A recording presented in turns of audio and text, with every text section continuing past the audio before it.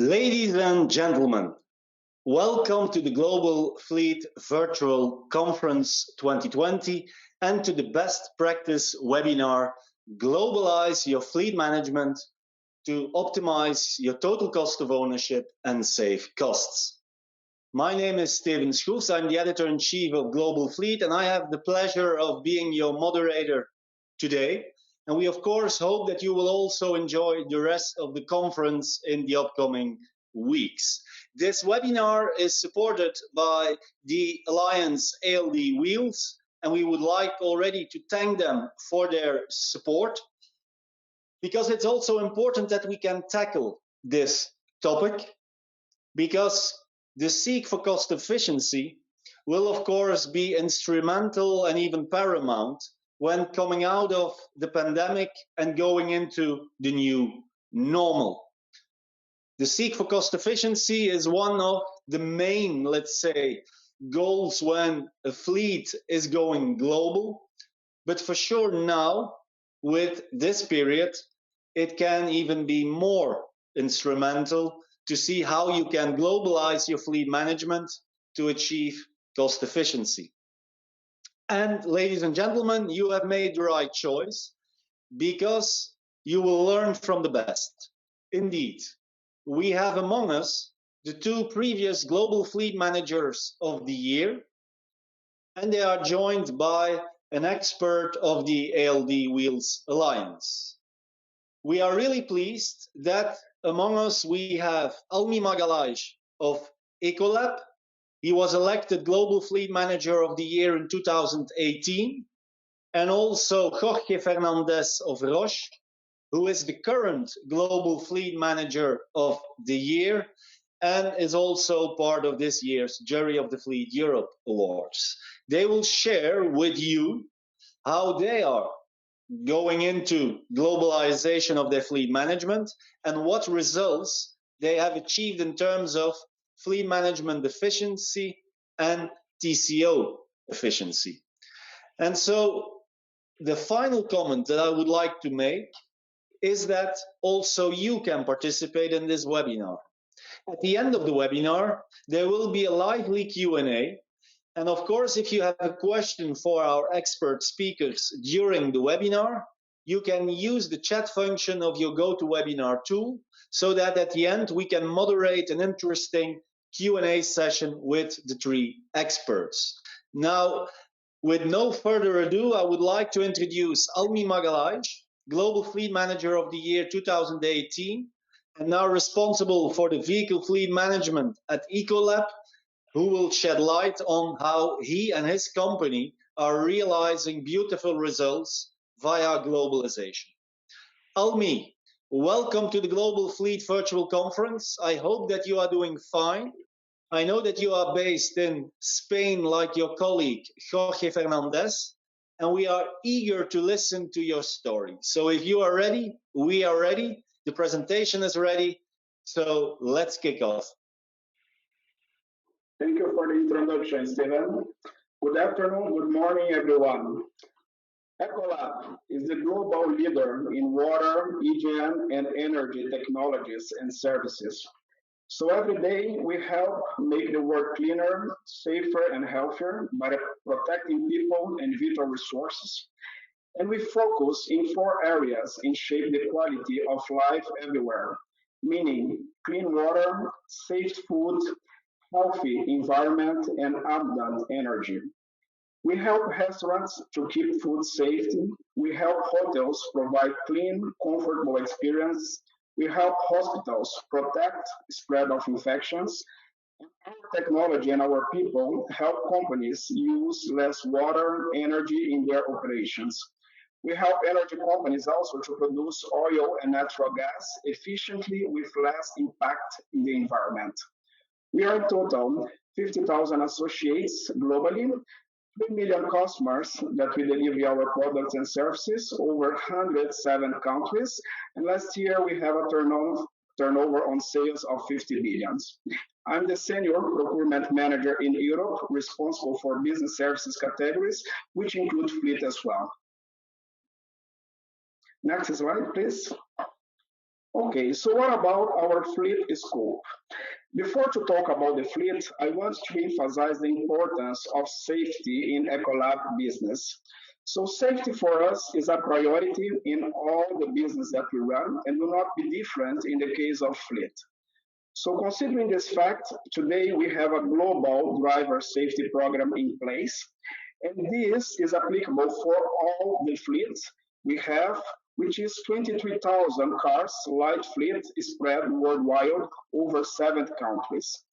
Majority of this fleet is based in North America, where we have most of our business, 14,000, but we also have following by Europe, 4,600 cars as well. 80% 18-tool cars, 20% benefit cars, and we consider that we are quite mature in terms of the leasing adoption by having 9% of our fleets today in leasing. Different from big companies, considering the nature of our business and the development, today we have not a central and global team manage this fleet, but we have a regional car policy and a regional governance in place by the different regions locations. So, what about our strategy on fleet?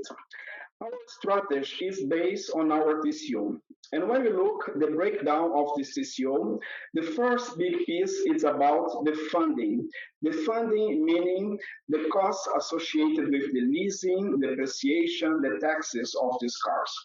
So here we have the car manufacturers and the leasing strategy and the way as we execute this strategy. So basically, for the car manufacturers and for the leasing, we have what we call a cross-regional strategy, meaning that they are similar in the way as we define a supplier-based optimization, but each region has the role to implement your own strategy with your group of suppliers, of partners. And basically, this strategy, when you look for the car manufacturer, is based on global or regional contracts.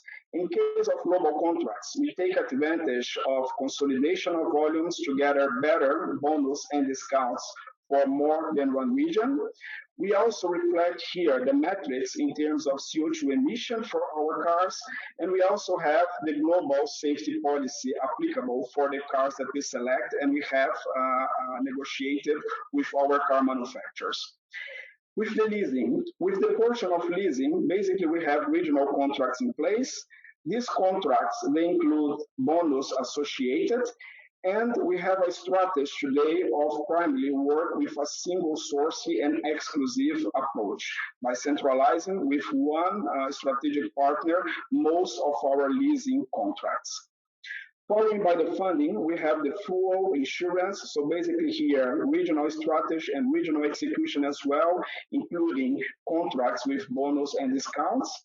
And in order to manage and embrace all these activities, one important piece is about the digitalization and the way as we manage our fleet.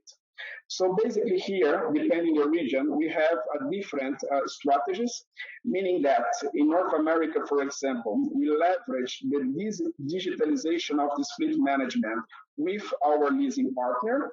But in case of Europe, we decide to have an independent system in order to consolidate all the data associated with our fleet management that I will describe in the next slides.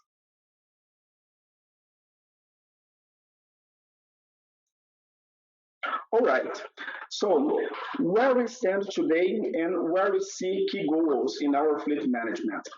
Before to describe it, it's important we take into account the context of our business. Over the last 10 years has an exponential growth in their business in general, and this what the complexity in terms of the way as we operate internally that needs to be addressed. So following this context, it was developed an internally initiative which we call Accelerated Focus to improve our organizational performance. When you look the fleet in this context of this improvement in the organizational and performance, where we stand right now. Today, we can consider that we have a very good supplier base optimization. So, first of all, in North America, for 100% of our fleet, we have only one strategic key partner for car manufacturer and also for leasing. When you look to Europe, over 9% of our fleet is covered by four car manufacturers and one leasing company, and LATAM is in the process of this optimization. Thanks for this optimization, we are able today to sustain from 3 to 5% of savings every year, considering some difference according to the regions. And we are also able to sustain a good safety results, tracking good records of reduction in the accidents over the last 7 years. When you look at the future, two key goals again is about the digitalization on the way as we manage our TCO and our operation for fleet, and sustainability with the electrification of our cars.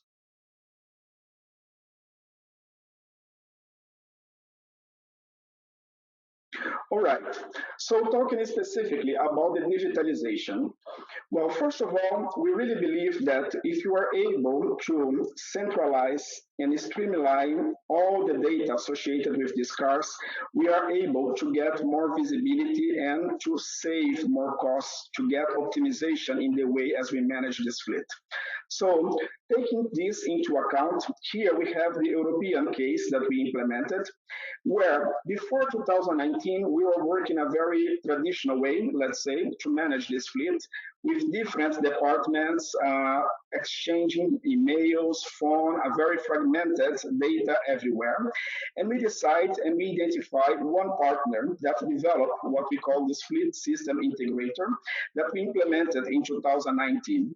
Thanks for that, today we are able to get better and quick, let's say, visibility on the costs and control. We have more efficient in the way as we manage our process, more streamlined communication, and also compliant.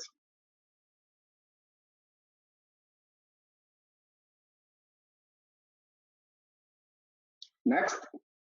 All right, so coming back here to the context of the crisis that we face right now.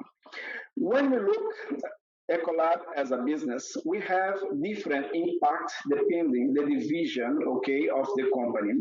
For some divisions, we have a higher demand in terms of products, in terms of services, considering the crisis, and for some divisions, we have a less demand. How this reflects in terms of fleet? So basically, most of our fleet is one important tool to our drivers, yeah, to use to visit our customers or to make any operation related with our company.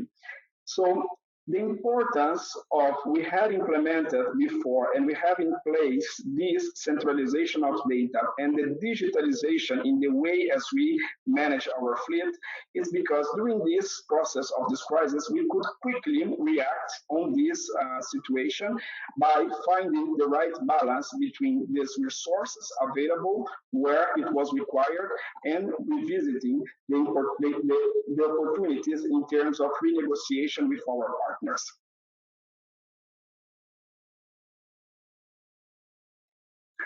So here we can see exactly what we did. So first of all, we want to make sure that we will ensure the business continuity, okay, of our operation.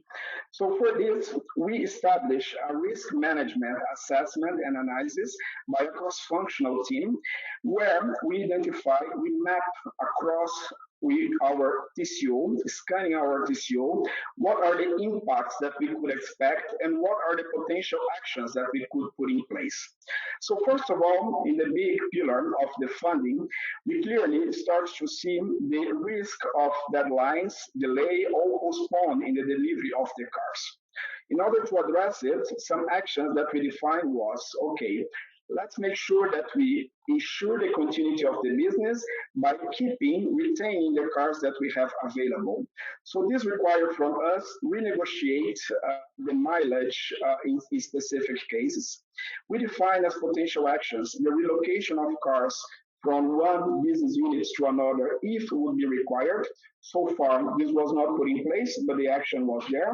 And also the early termination renegotiation, which is associated with this mileage review. When you look at the piece of fuel, we clearly see a consumption drop down here. So what we put in place is a price and volume tracking, okay, to our operation in Europe. And if needed, we are ready to go for some contract adjustment considering the context and considering any variations in terms of prices. Insurance liability clearly will decrease, meaning that we have less cars, less people driving and exposing to risks. So here we see opportunities to renegotiate mainly for the next cycle, meaning next year, and maintenance tires demand decrease as well, which open an opportunity to renegotiate and associated with the contracts we have with the leasing companies.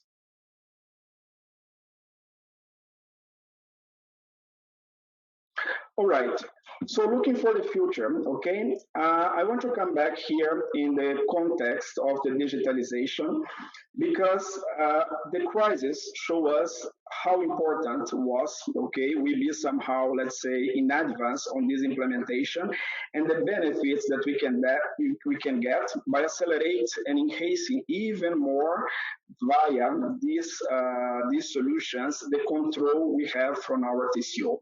So right now, our view is really based on these four pillars: data integration, process automation, reportings and insights, and also the possibility to enable the flexibility. We are really putting focus in this development of our tool. Basically now focus on the digitalization and the control, the visibility of what we have in terms of invoice by integrating the data from leasing companies, from fuel companies into our systems. The next would be even more automation in the way as this data is exchanged.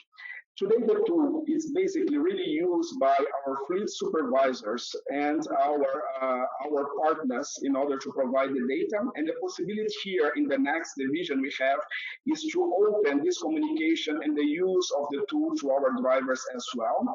And in the future, we can have even more integration in terms of mobility as a service solutions, for example. And to close my presentation, I want to invite you to reflect on three important question marks, that this crisis bring in the context of any company, not necessarily only in the fleet department, which is impacting the employment journey and the experience. The first is about the work.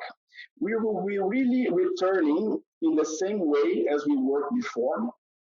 The workforce is about here directly link the capacity and the capability of the workforce, how this will be impacted, and what is the kind of benefit that will be required right now to our employees. The car as a benefit, for example, will be really required or could be really be challenged in this new context. And the last is about the workplace. We probably will have more people working from home than working from the offices.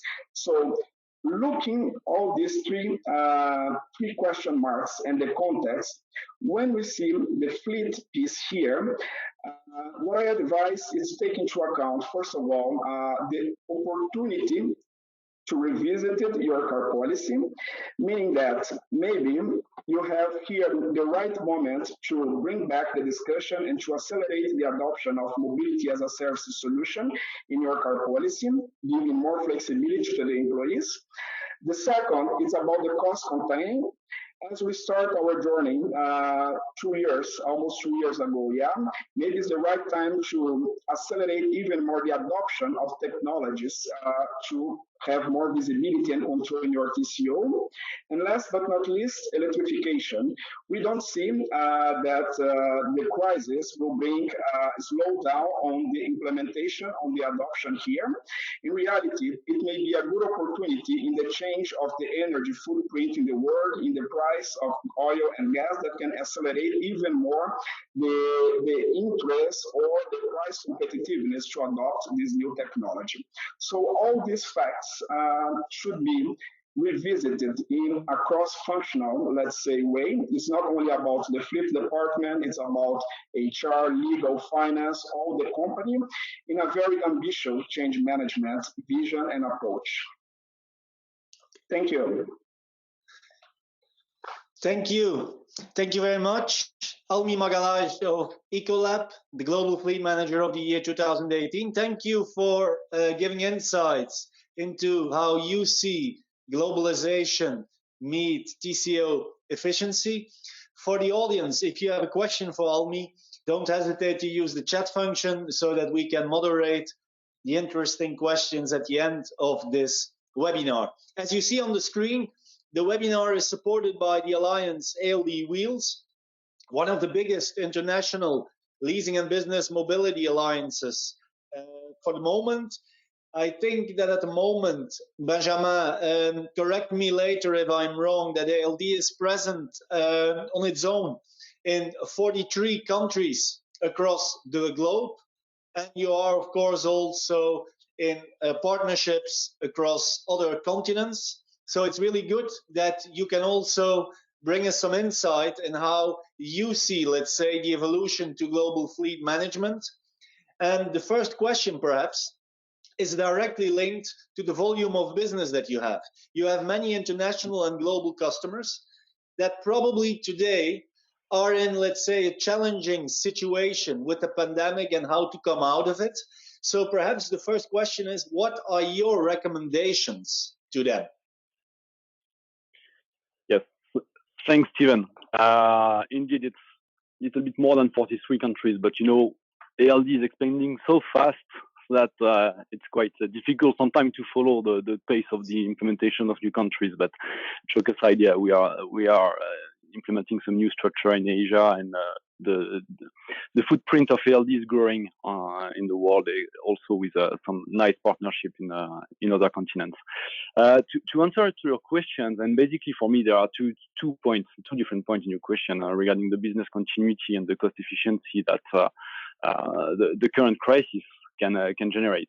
On the business continuity, I would say that for me, there are two, and the recommendation that we would share are linked to two different points of view. First of all, there is the fleet manager point of view, and the period that we went through has generated a lot of changes in the habits of the usage of the vehicles, the way we commute, and in the usage of the cars, and that's what is a main key element for us that we would recommend to the fleet manager is, first of all, do a survey and understand really the new usages of the vehicles in your fleet.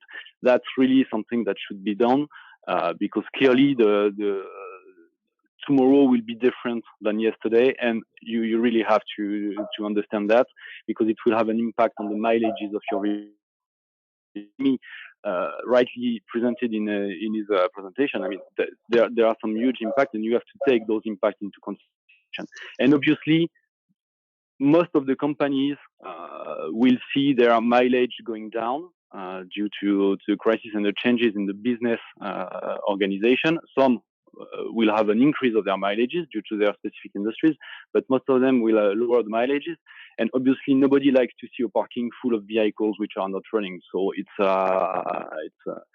the best way to lose money. So I think it's very good to take this opportunity to review the way to approach the duration and mileage of the vehicles, and also to look for more maybe flexibility in the way you manage the fleet, because you will also have to adapt quickly and quicker to the changes in the environment, and the crisis and the COVID-19 is a good example. We had to react very fast, and that's also something that you will have to deal with in the future, and you really have to be flexible and to deal with flexible solutions in your fleet. Regarding also the other point of view that I would like to highlight is the employer point of view, and it's, let's say, wider than just the fleet, but as an employer, you will also have to deal with the new mobility needs of your employees. I mean, we see that this is a sanitary crisis, and people will be more and more reluctant maybe to go to the office by using public transportation. And as an employer, you will have also to ensure the business continuity by providing the right solution to your employees to commute and to go to the office in the morning. That's also something that should be analyzed. And there are some solutions in the market, and not here to promote the ALD product or anything else, but there are some really products that can be offered to the employees as an alternative to the public transportation, and that also should be something that you should look at in order also to prepare the recovery of the activity. And on the cost efficiency, my recommendation will be, and it will echo with Almy's presentation, but to have two approaches, short-term, mid-term. Short-term, there are some quick wins to do. And as I mentioned, the mileages have been impacted by the crisis. The usage of the vehicles have been impacted by the crisis. So it might be time for you to rethink the contract modification campaign or contract extension campaign. And this can be done also by doing some comparison, and your suppliers support you on this by analyzing the opportunities of changing a vehicle or extending a contract. Sometimes it might generate some quick saving and, let's say, enable you to have lower expenses every month. But in a way, you could also rethink a little bit the way you design your care policies, because on the midterm side, and that's a big changes on in Europe mainly, but we see it also in other continents. But this COVID-19 crisis has also opened the eyes of a lot of people around the environmental issues. And when we look at what is going on the market in terms of new incentives, regulation, legislation, we hear like Emmanuel Macron in France, who announced recently some huge bonuses and incentives on green vehicles like BEV or plug-in hybrids. We also hear from the European Union that they are considering maybe putting in place a full exoneration of VAT on the full electric vehicles in the future. I mean, that's just a huge and massive change in the industry. Imagine tomorrow your Tesla will be discounted by 20%. I mean, that's the average VAT rate in Europe.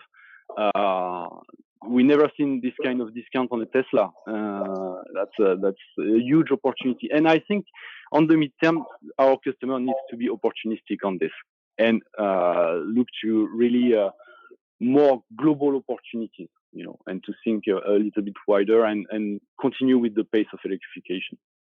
Okay. The final question is linked more to going back into the new normal. Perhaps some fleets are a little bit questioning if globalization is also in the near future the right answer for their strategy. Why does globalization of fleet management and leasing make even more sense going into the new normal? So the globalization makes sense in different ways as well. I mean, you can look at the pure sourcing topic and say, okay, globalization can bring a lot of benefits and advantages, and especially the economies of scale. When you deal with OEMs, for example, and I think Almy was very clear also on this during his presentation, but when you deal with OEMs, and I had the example recently with one of our customers that I have supported in this approach. They had like more than 40 brands in their fleet across the world, and we worked to reduce this number of brands from 40 to 5. And basically, globalization is bringing this kind of benefits that you capitalize on the global volumes of your fleet, and that's an asset. Instead of having pure local approaches and a decentralized approach without any control on what's going on in the countries, then you centralize, you capitalize on the volumes, and then you can benefit from that. And that's really an opportunity to build, let's say, stronger partnerships with your OEMs or leasing companies or what kind of supplier you want. And it's also a way, thanks to this partnership that you will build, obviously to get savings, but also to prepare the future in a better way and in a smarter way, like the electrification of your fleet or this kind of topic. So for me, this is one of the advantage of the globalization. And the globalization is also a key element that you have to take into consideration when talking about organization of the companies. Unfortunately, also this crisis will have some impact, and it can have also some impact and generate some restructurations in the companies. And by ensuring your, let's say, globalization, centralization of the procurement and of the fleet or mobility management in this global term, you ensure that you keep the control on what's going on at local level, and you can build some steering committees that will push the guidelines and ensure that the harmonization that you are promoting at central level is well applied at local level. And that's why our recommendation is really to build a strong governance at central level. That's also a key element if you really want to benefit from the globalization in terms of sourcing, but also in terms of processes. You really have to build a strong governance and keep a control on what is going on your countries.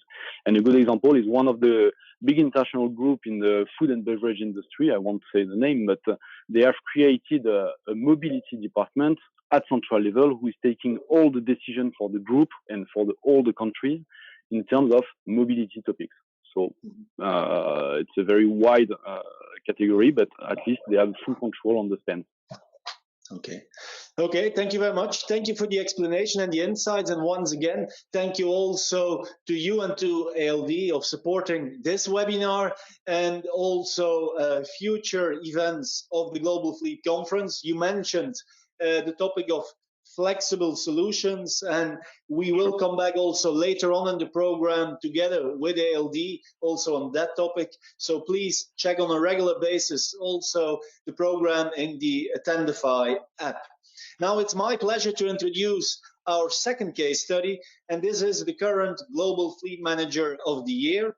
With us today is Jorge Fernandez of Roche, who will explain how he and his team have achieved cost efficiency throughout their fleet on a global level. Jorge, welcome to the Global Fleet Virtual Conference. Thank you so much, Stephen. It's an honor to be here and to be with these great panelists as well, Almy and Benjamin. So, well, about Roche. Roche is the largest biotech company in the world. So we have a big focus on patients and health. And well, Roche is nowadays a leader in cancer treatments. However, we have other areas where we are investing, or we are trying to invest our R&D. Which is one of the keys, one of the pillars of this company, the great commitment this company has in investing in R&D and innovation. This is clear. We are 90,000 people working for us around the world in more than 100 countries. And the fleet team, the global fleet team, we have local fleet managers. It's we have in every country, in every site, fleet managers, and at global level, the global strategy is managed by the category management team, which is led by me as global fleet manager, and with the support of regional category managers who are shared. They share the responsibility between travel and fleet, so clear focus on mobility in general. And also we have within our team the great support of a project specialist who is also looking at every region. So in Roche, if we can see the next slide, we have around 14,000 vehicles in every region. Obviously, we have different level of presence in the regions with stronger presence in North America, US and Canada, mainly the US, and also in Europe with almost 8,000 vehicles in Europe as well. This is only passenger cars. We have minimum number of LCVs, so basically passenger cars, and also the split with a clear split between tool of trade and benefit cars. So we have 11 lot of sales reps working and driving our cars. We have a certain number of car allowances that we are trying to remove. We would like to move these car allowances to company cars. So this is more or less the high level picture of our fleet. And in the next slide, we can see, or what I tried to show is the starting point. So when we worked, when we started working with a global scope, changing the scope of the fleet, we learned that we could easily see that our fleet was very fragmented. The fleet and the approaches, all the different strategies with and policies with local, in some cases regional, in some cases divisional. We have different divisions within the company, within our company, and especially different processes. This is something that really was really a challenge, these different processes. So we decided to build a new scope, and we joined forces by working together, putting together a series of individuals working in different regions, in different countries, in different divisions in the company, and we created what we called at that moment the Global Fleet Council, in order to put the new scope of the fleet management in our company, and clearly agreeing that we needed to change that scope to move to a from collaboration, which was the previous scheme, to a really one single focus, one single approach. So we started working on creating transparency as well, on gathering data and putting the data with the same format, with the same language, so that we could understand each other very, very well, and taking decisions based on that information that we were gathering, as well as harmonizing processes. We learned a lot because we were very fragmented, but with different programs, but very good programs, very well managed, but not coordinated, let's say. So we started building that coordination and going to a single point of a strategy, to a single strategic point. And also very clear aspect in terms of TCO is changing the local sourcing to a global sourcing approach. That really helps. So with these ambitions, we created, and that's what I'm explaining in the next slide. We are creating, or we built our strategy led by the category management team, with 6 pillars, 6 relevant pillars. Of course, there are many actions behind that, but to summarize, we can focus on these 6 areas. First one is leasing model. So we really want to move to leasing. So with outsourcing, with the right level of outsourcing to fleet management companies. So for us, leasing companies is not a leasing company, it's a fleet management company that also helps us to implement our strategy. Then with OEMs as well, with car manufacturers, we have a similar approach in terms of vendor consolidation, which is logical, and also to help us to challenge these vendors and demand more and more innovation and the way they deliver to us. The safety and sustainability aspect is crucial. Obviously, as Almy pointed out before, this is really crucial. Maybe some regions have a different level of development in this area, and some others may not have, well, didn't have so much development. So it is crucial to explain, to share practices with these regions that, hey, you can do much better in this area, and you can get benefited from what other regions did in the past. And with a homogeneous approach, this you can improve significantly, and obviously the clear target and ambition of reduce the carbon footprint. The analytics part is crucial. This is really crucial as well in order to better understand what you have in your hands, what you are managing as well, and also to define very good KPIs and to observe the performance of your strategy, because it's good to have a strategy, but this strategy needs to be based on facts, and it needs to be evaluated. So if you are able to define some KPIs, I will give you some examples, and follow and track those KPIs, you will see if you are doing well or not. It's not your fault. It's just taking the actions corrective actions to go to do better. And also we are improving quite a lot in terms of analytics and predictive tools. We started working with analytics. We thought it was impossible to gather all the data.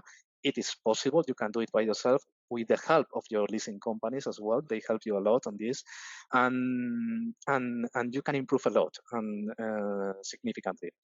Then, providing, we also have a clear communication with our colleagues at local level, and we created guidance for them, best practice sharing, and transparency. So everything we are developing is for the countries because it is executed in the countries, so that they have to be informed. So we have a clear target on provide that transparency and access to them, to the actions that we are doing at global level.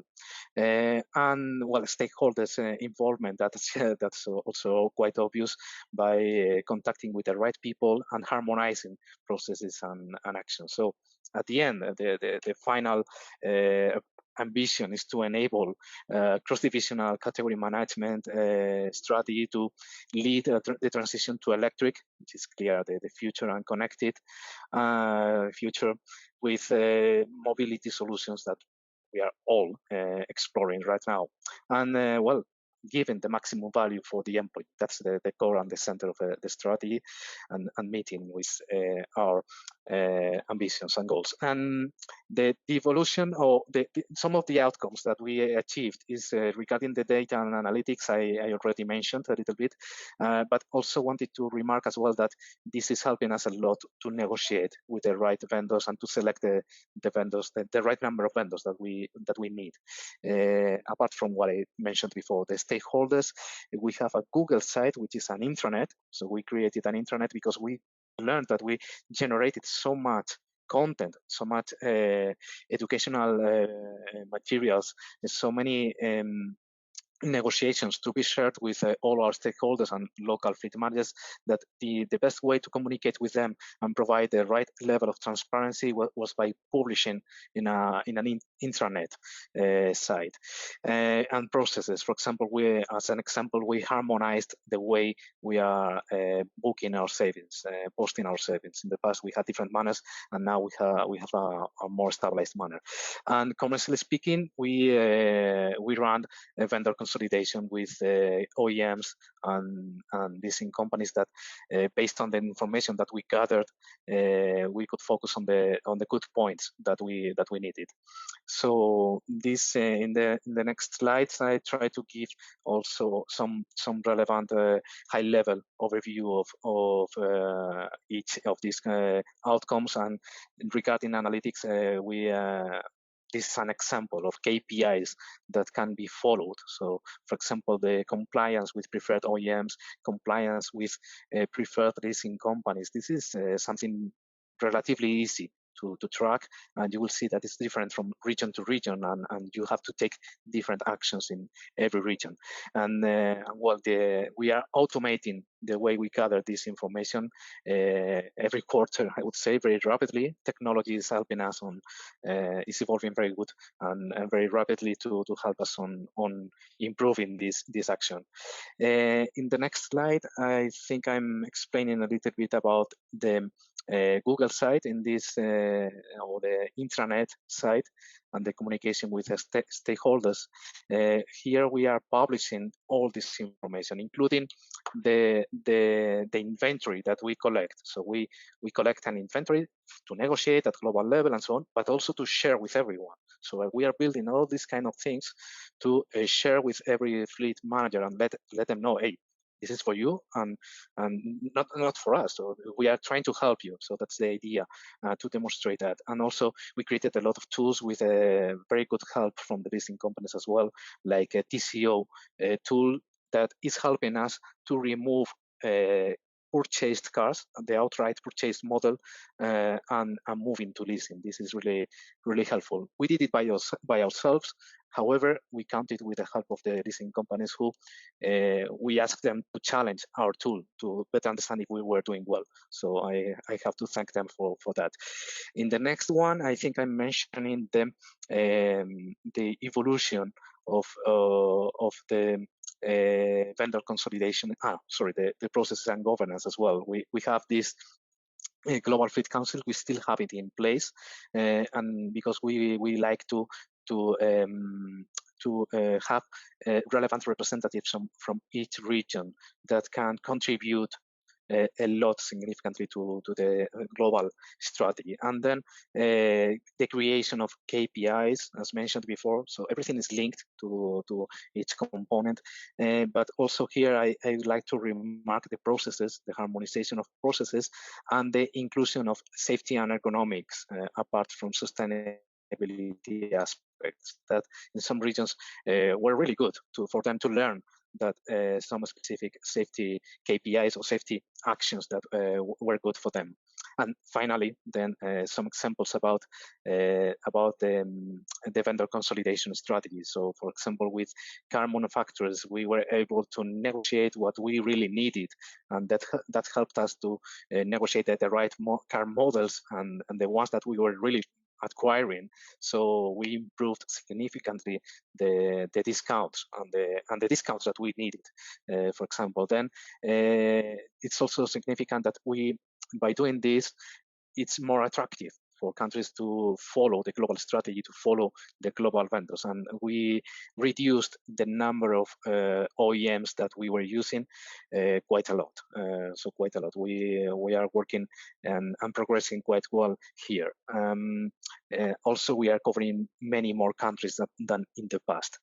And similarly, happens with the leasing companies. At the beginning, we were working at regional level, and we moved to a global approach with leasing companies, and we improved quite a lot in that sense. And many countries are moving to the global contracts that we are arranged. Basically, because we improved the conditions. The conditions were improved significantly, and it's attractive for people to join the program. So this also delivered a clear trend to move from purchased cars to leasing. Also with car allowances as well. So we are reducing the gray fleet as well. So if we can move to the next slide, because I did a lot of slides. So the vision for the future at this point, there's so many things to explain and to say, but the future is promising, and what we can see is that the paradigm has changed. In the past, we used to have the car in the center of our programs. Now we have to, with all the new actions, the new components in the industry and in the environment, we removed the car from the center. It's just part of the strategy, and now the center of the strategy is really the mobility of the employee. With that in mind, and the new actions that we have, the new components that we have, we need to build. We have to enable internally the right outcome by providing the right policy, by running pilot projects and cars and best practices sharing, obviously, and having a procurement team involved in the market and really experienced, let's say. And also, key pillar here is also the accounting with the fleet management companies, with leasing companies, that help us to implement our strategy. So finally, with the future, with the COVID-19 situation, we all know that we are in the middle of uncertainty moments. We don't have to mention, that's clear. So maybe instead of focusing on the uncertainty and the challenges, we may think about the opportunities. Why not? There are opportunities. I think Almy mentioned before something about electrification. Why not? It might be the right moment. It's the right moment to think about and prepare actions for the future. And given that it seems apparently that public transportation is being reduced, or people are more reluctant to public transportation, maybe we have to focus on individual transportation, but obviously we cannot maintain the same scheme. We would need to be more sustainable. Maybe it's the right time to go to electric. So just something to think about. So also there are many opportunities. I can see many people thinking and discussing and sharing. This is amazing. So here it's the right moment to connect with our partners, with our network, with our peers in our industry, in other industries as well. Everything is thinking a lot and is launching a lot of ideas. It's the right moment to brainstorm and also to count with the right partner as well. And also it's the right moment. So I would say my suggestion here is my piece of advice is to be brave. It's the right moment in this moment is the right moment to demonstrate growth mindset and leadership skills. It's our moment. Let's go for it. And that's all. Thank you so much. I extended. Sorry for being so long, but I really like the topic. It's amazing. Thank you. Thank you very much. Thank you, Jorge. Great presentation and also very nice words at the end. Indeed, ladies and gentlemen, the Global Fleet Virtual Conference is, of course, about learning, but also best practice sharing, and you can network. So in the event app, you can connect with other participants and with the speakers. And so if you would like to give feedback or if you have a question, then you can do that in the event app. We are now coming to the final part of this webinar, this best practice webinar, and this is the Q&A round. I see that there are already some questions that pop up on my screen. I'm going to try to select the most interesting ones. If you still have a question, then please use the chat function on the webinar tool. So what do I see? I have a first question, and it's related to one of the final comments that Jorge made, but I would like to ask it to Almy. Almy, the question is, how do you implement a green fleet program, including electric vehicles, where there is not yet a well-developed infrastructure? For example, Latin America, or perhaps also some areas in North America where there is less infrastructure for EVs, but you would like to implement it. Is there something that you can advise? Okay, thank you for the question, Steven. Well, the EV is a technology in constant evolution. Yeah, over the last 5 years to the next 5 years, we will be listening a lot about it. So I would say that if you wait the highest level of maturity in each market to go for this implementation or to go to pilot, you never start. So my recommendation is really try to make it to pilots, to make it happen, regardless location, meaning Latin America, meaning North America, even in Europe, that we have differences in terms of maturity, considering two important aspects. The first is about the profile of your drivers. Make a deep analysis in order to understand what is this profile and what is required for each one of this profile in terms of length of mileage to drive these cars, in terms of type of cars, stops per day, park per day, and this will give you an idea about profiles that specifically you can start with less risk to have this car stop, for example, anywhere. And the second is very important, it's about the infrastructure. When you look a lot of studies and statistics of experts, we see that 50% of the demand to charge these cars, you can fulfill with a charging at home. The other 30% you can fulfill with a charge in the office. 15% in the city and only 5% in the highway, meaning that 8% of your need to fulfill to charge your car, if you are properly addressing with charge at home or in the office, you already cover the majority of your demand. Okay, so I would say don't be afraid. Check your profile in terms of drivers and check what can be done in terms of infrastructure at home, at the office, in order to make some pilots happen. Okay, thank you. Thank you very much. A question for Jorge. Jorge, you have a global fleet. You are the global category lead at Roche, but you also have 3 category managers. Can you explain a little bit how you work? How do you split that work? Is it by, let's say, task? Is it by region? What is the setup that you use? Well, that's a very good point. We at the beginning, when we formed the team, it was quite difficult, but we managed in a very natural way.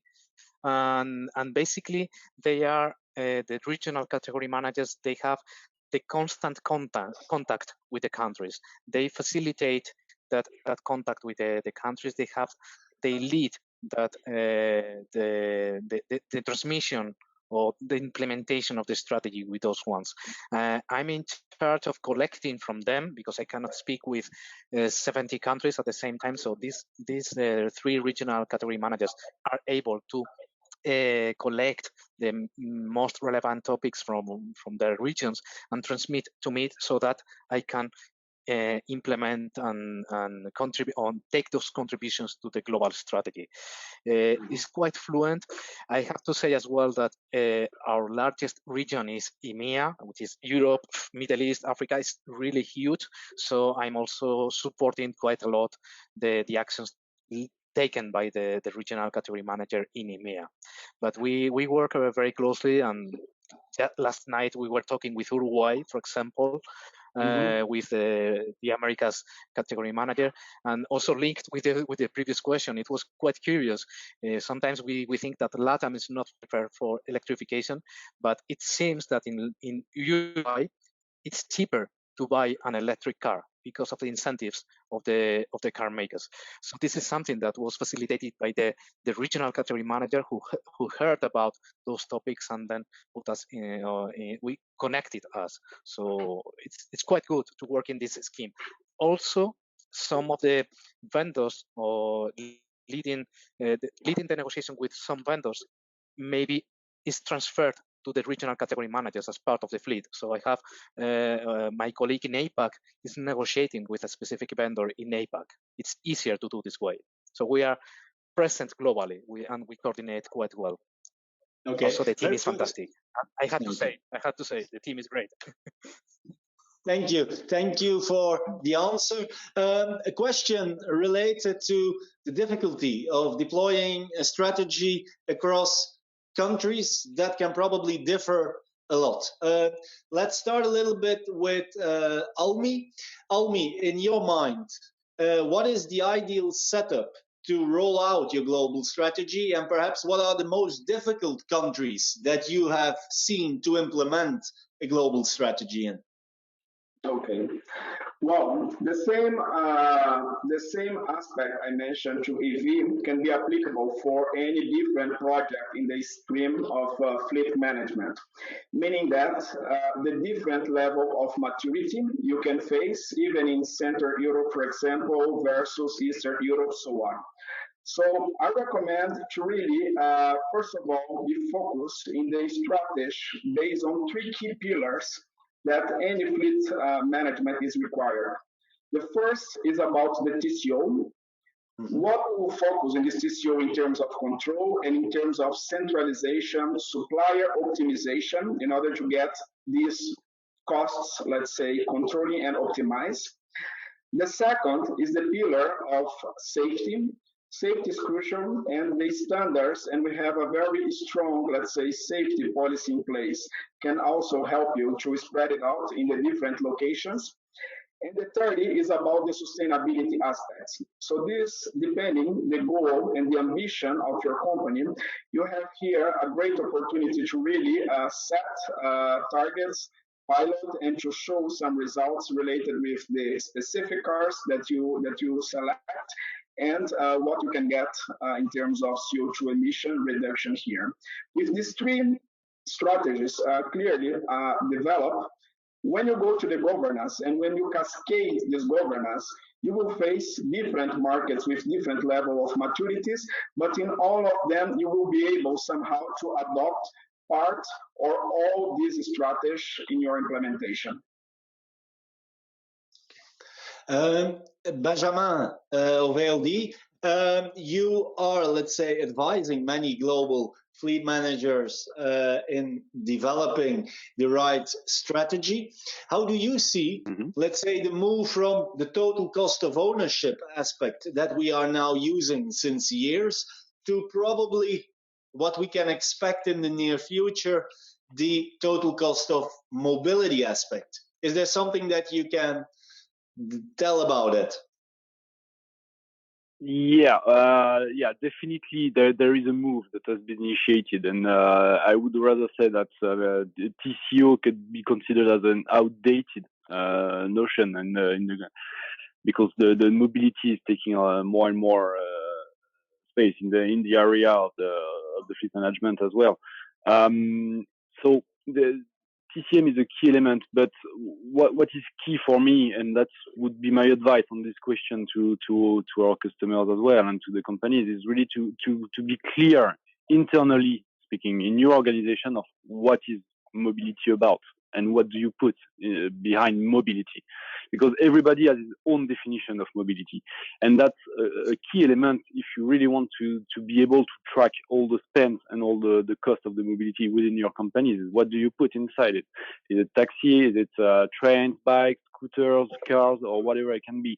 And also ensure that all those spends and all those KPIs are tracked at the same place, because what we usually see is that the fleet is tracked by one department, but the taxi fees are tracked by another one. Those two departments don't communicate, so we don't have the full picture of the real cost of the mobility within the company. And the TCM it will be the key element for the future, for sure. So ensure that before talking about TCM, be clear in your organization of what you want to track, how you want to track it. Really work with your suppliers on the reporting capabilities, digitalization of the solutions, and that will be a key success and a key element in your transition from TCO to TCM. And you will see that you will have a broader and better picture of what is the real cost of the mobility in your company. Okay. A few very quick questions. The first one is for Almy. What lease supplier strategy did you deploy? Assuming that with the supplier consolidation, that is the goal. Is it more, let's say, a competitive bid or a dual supplier strategy or a sole supplier strategy, and why? Okay. Well, in terms of car manufacturers, today I would say they have a very good coverage worldwide that allow you to go in a very optimal number of suppliers that we have depending the region. And this is exactly our case in North America by working with only one supplier, and in Europe the consolidation we will achieve with 3-4 suppliers.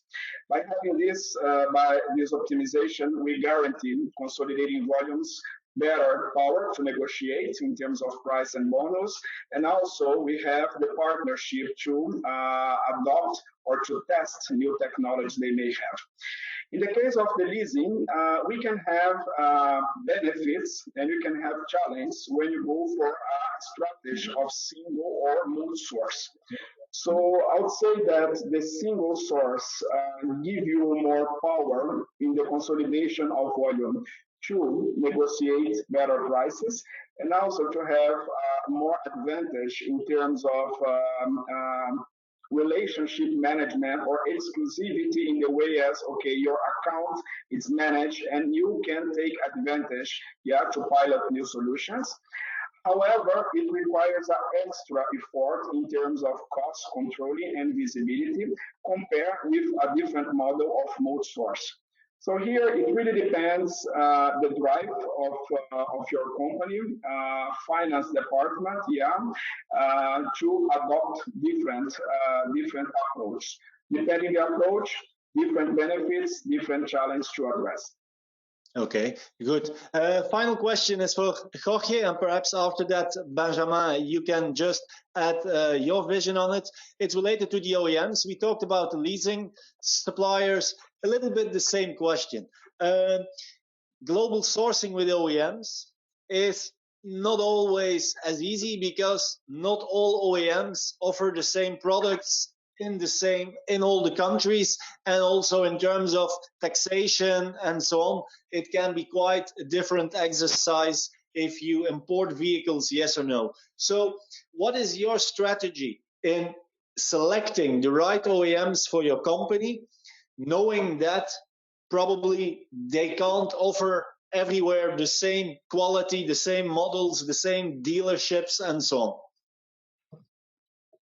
Yeah, that's a very good point, and yeah, the idea here is to provide, first of all, to provide the right level of flexibility to countries. So also considering the type of company, because there's no solution. There's not a single solution for everyone. It depends also on the profile of your company. If you are a top-down company or if you are a matricial company, that's something that needs to be considered.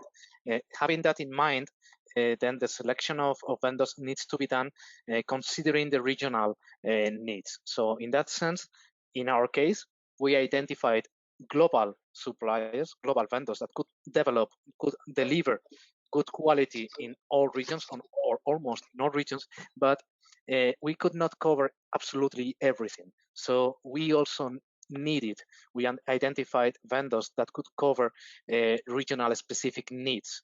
So we have, at the end, we ended up with a combination of regional and global suppliers. Because of that, we need to consider all aspects, and one vendor might be very good in APAC, but really poor in LATAM, for example, and the other way around. Okay. Benjamin, what do you advise for your customers probably that have fleets all over the world? If they ask you, let's say, how can we make sure that we have the best possible partners that can also serve us in the right way across each and every country where we are in? Yeah, I think I will echo also with what Jorge just said. I mean, you global OEMs. I mean, even if they don't provide exactly the same models from a region to another, but they are different that can enable. But there will always be some hole in the racket. Obviously, that's something that you can't cover all the countries with one or two OEMs, and you have to be very smart in the way you approach it. And that's why, understanding the usages, understanding the business needs per region, per country, is something which is very important. And we usually recommend to have a regional approach, meaning that European, Americas, and Asian approach, to choose at least one or two, let's say, usual suspects of the region as a reference, because there is also this cultural aspect that should be taken into consideration. But at the end, even if you are present in all the countries in the world, you can be able to deal with 5 OEMs as a maximum. Okay, thank you, gentlemen. Thank you very much. Thank you for your time. If the audience has more questions, then you can ask them. There will be a recorded version of this webinar that will be made available in the event app, so you can relive the webinar. And there will also be a satisfaction survey, so that we know a little bit what you thought about this webinar and we can optimize it for the future. As mentioned, if you have more questions for our experts, then please ask them to the experts in our event app, because they are connected, and so you can still ask your questions to them and they will be happy to answer them. And then finally, here you have the next sessions, where we also hope that you can attend them. So tomorrow there will be a panel discussion about regional updates from global experts. On the 9th of June, we will have a podcast with David Madrigal of Element Fleet Management about fleet management efficiency in North America. And then there is also on the 10th of June, a deep dive webinar with CMAS on corporate mobility. So exciting events, an exciting Global Fleet virtual conference. I hope you liked this session. And for now, bye-bye.